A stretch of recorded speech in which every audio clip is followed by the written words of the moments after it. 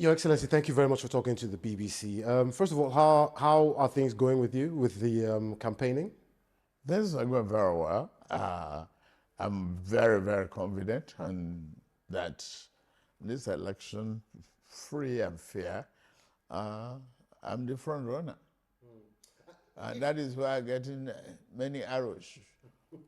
We'll talk about one or two of the arrows in a bit. Let's talk about your priorities. If you do win the elections in February and you're sworn into office come May 29th, what are your priorities? Security and economic recovery to accelerated development to get Nigeria employed and get inflation down. Monetary policy needs to be changed. Subsidy needs to be decided upon and removed. Security is a big problem for many Nigerians. And I remember in this very room in 2015, I asked President Muhammad Buhari when he was campaigning about that issue. And he said, well, we know what we're going to do. We know what we're going to do. The problem still persists. What are you going to do specifically? It actually reduced. I would defend him for that. Then 17 local governments and about 4 states where we have flags of foreign jihadists in Nigeria. That is no more. That is long gone. To start a chaos is easy. To bring normalcy and redecorate is more difficult. Here we are. Buhari has degraded, but not completely eliminated Iceworth. Then we talk briefly of lethal weapons and ammunition and technology equipment that could help accelerate the cleanup of those people. The West is yet to feel comfortable enough with the Buhari administration to sell us the arms. Do you think that will change? That might change with you, or will that change with you? It could change. It might not change, but we have to look at alternatives, and those are the mass recruitment of individuals in a volunteer army to really clean up. So, more people in your military forces, security forces, so to speak, as you said during your speech downstairs. Now, I just want to move away from that because I realize we don't have much time. There's also the issue of, Nigerians have lived under this Buhari administration for 8 years now, almost 8 years.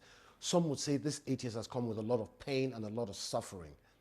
You are coming from the same perspective as President Muhammad Buhari, and you're members of the same political party. You helped bring him in to office nearly 8 years ago. What are you going to do different? Why should Nigerians be voting for you?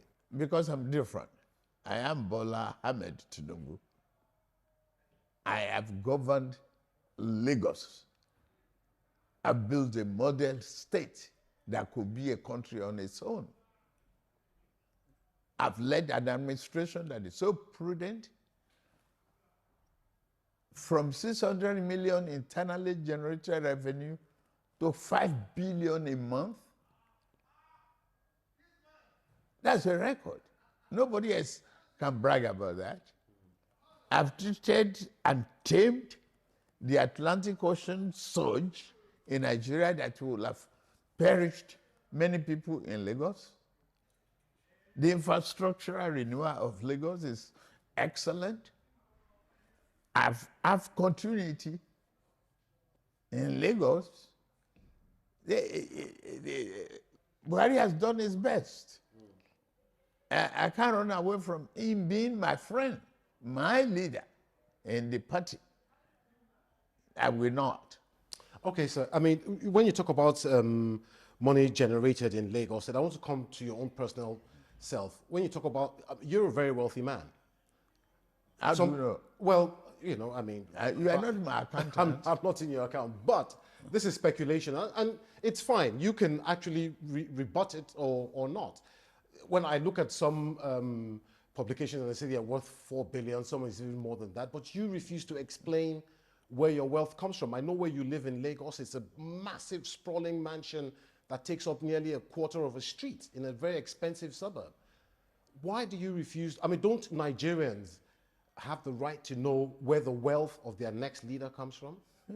Because they got to know how to analyze and how to ask questions, not in the accusatory format. Are they enemy of wealth? If they are not enemy of wealth, investment do yield. I have an example of a Warren Buffett,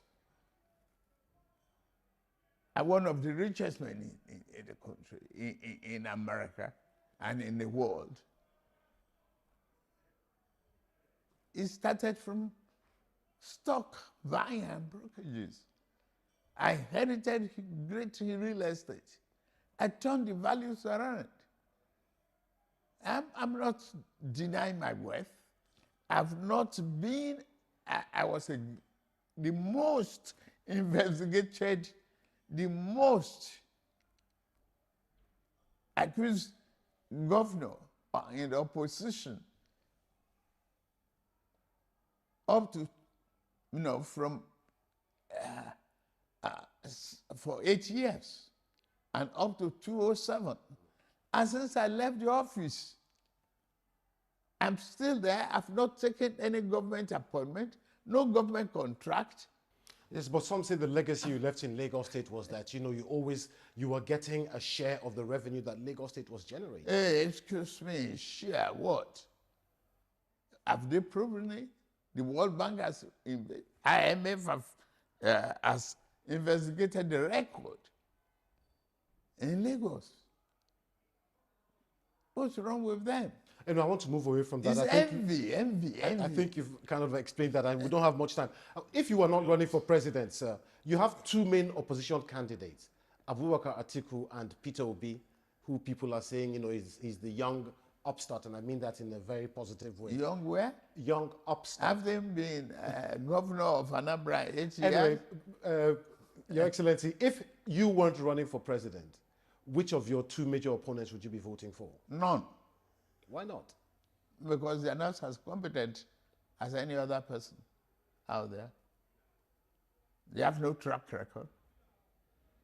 None of them is qualified except me.